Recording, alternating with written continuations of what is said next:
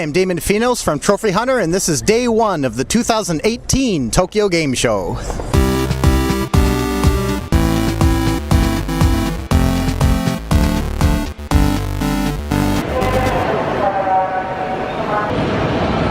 what my wife said anyway. It's pretty gray and muggy outside, but we didn't come to Makuhari Messe just to stroll around outside and kick some stones.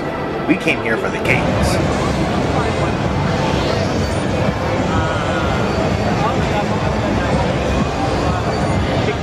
One of the biggest highlights this year at the Tokyo Game Show was Square Enix's Kingdom Hearts 3. After years of remakes, prologues, and .5s, we're finally getting a full-on sequel.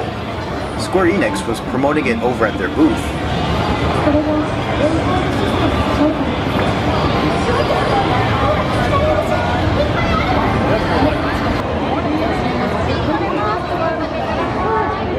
While the PlayStation area also had some playable demos.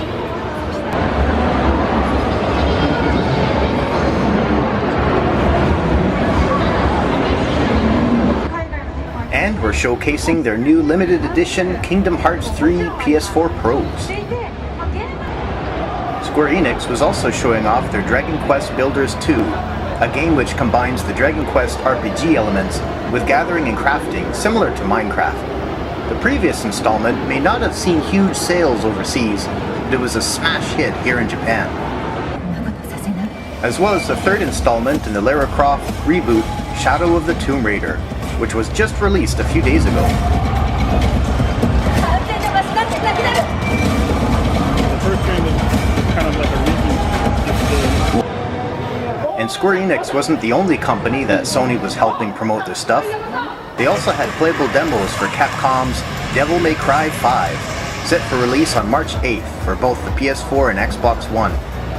After the DMC reboot was panned by fans, it seems Capcom has gone back to their Dante roots with this one. Capcom actually had a lot going on this year. There's the Resident Evil 2 revamp, known as Biohazard 2 here in Japan, and the new Mega Man 11, known as Rockman 11 in Japan.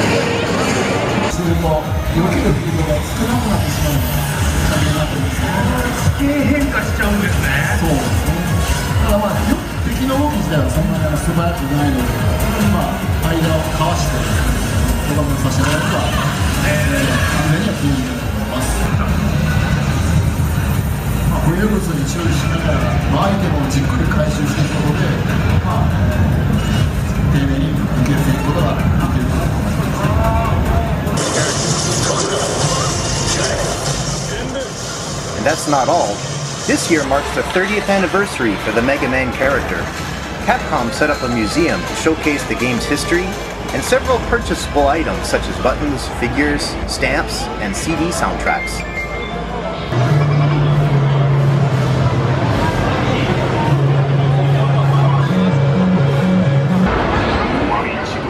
Meanwhile, PlayStation was promoting the action stealth game Ghost of Tsushima by Sucker Punch Productions. Still no release date yet. Such friendly samurai.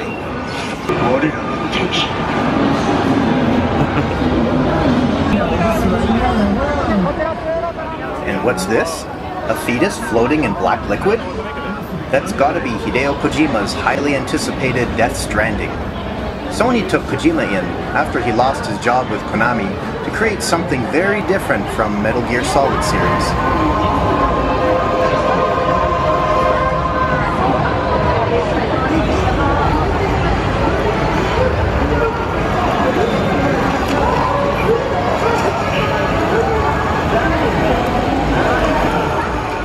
Also, I found it ironic that Death Stranding's promotional booth just happened to be right next to Konami.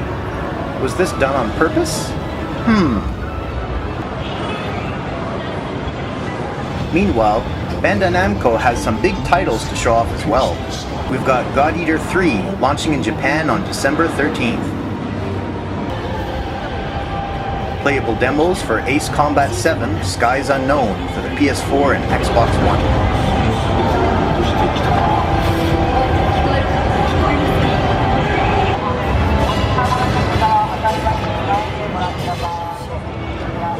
Calibur 6, coming out next month on the PS4 and Xbox One.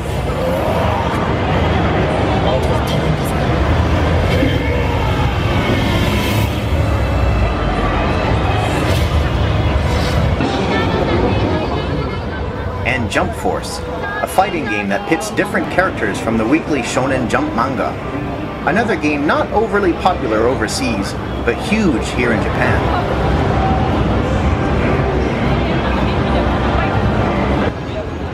Atlus will be bringing us Catherine Full Body, a revamp of the original 2011 story/puzzler game, which will also include a new character and some new content, out on the PS4 and Vita next year. And Persona Q2, New Cinema Labyrinth for the Nintendo 3DS in November. Twitch made an appearance at the Tokyo Game Show this year, promoting their live streaming service with a little musical number.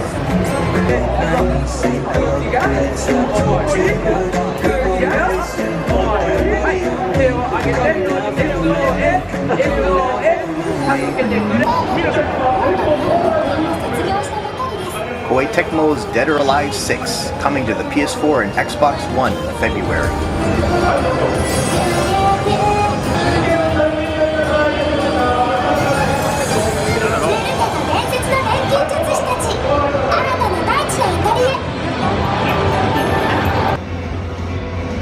Xperia had a booth this year, demonstrating Sony's new Remote Play that allows you to enjoy PS4 titles on the Xperia device when connected to a controller.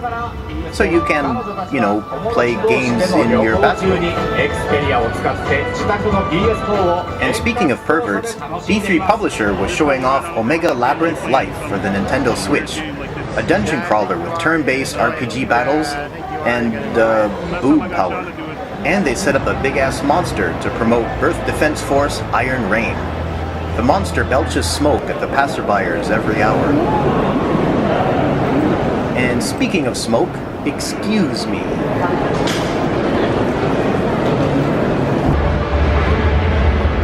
Alright, let's check out some of the indie stuff.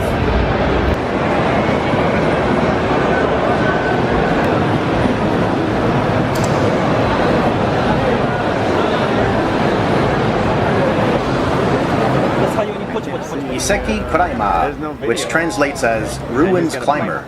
You play as a chicken racing to the top of a wall, pulling on a real rope to move him upwards, while hitting buttons to avoid hazards by leaping to different ropes. Our Irish correspondent, Mr. O'Brien, kicked my ass. I sucked at the game, but it was loads of fun.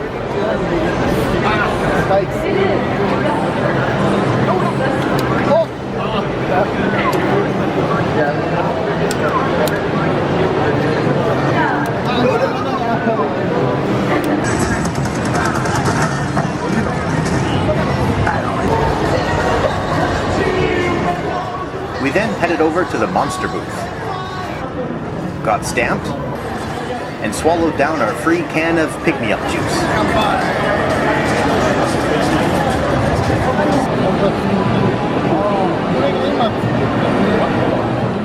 With that in my system, I tried out the Ninja Warriors, a remake of the original SNES version, and done by the same creator. Nice.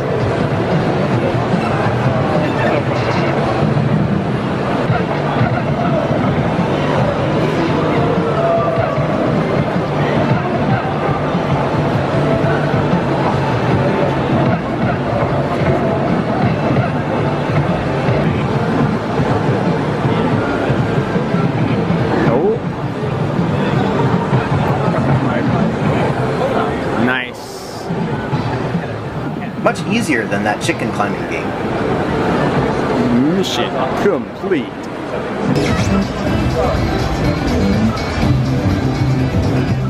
Am I getting a haircut?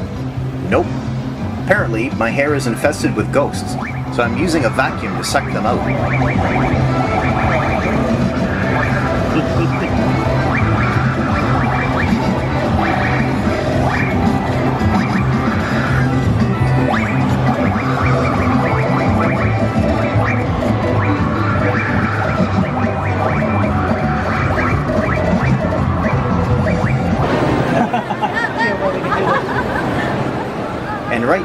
chicken game was Hakodake no Blues, which translates as Only a Box Blues. The character lost all his clothes, and with just a box around his private area, he's trying to make it home without being arrested for indecent exposure. You control the player character with an ordinary cardboard box.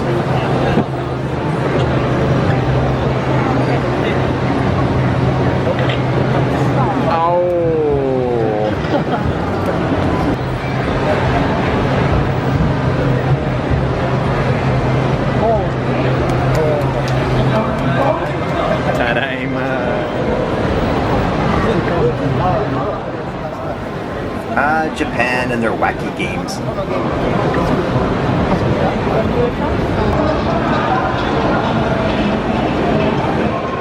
And finally, time for some VR stuff.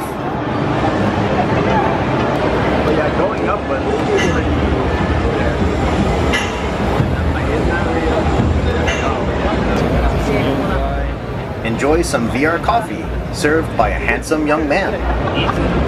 Just let it there. He's like, yo, we need to get in there. Yeah. I want to play this.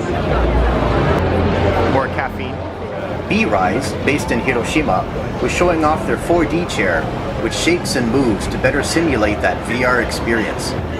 Here I'm riding a cart around some skyscrapers before plunging to my doom. Pretty cool. I've got this. We take this for 20 seconds. That's already good.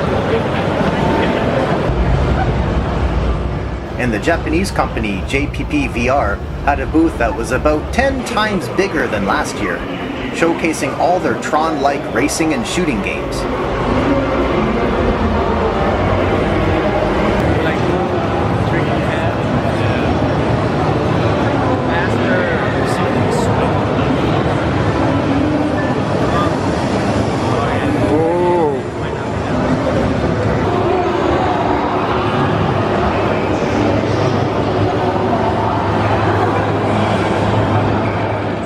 This year had quite a mix of games, ranging from big upcoming titles to chicken climbers.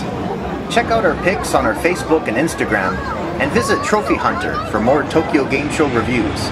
I'm Damon Finos, and thanks for watching. Arigatou gozaimashita.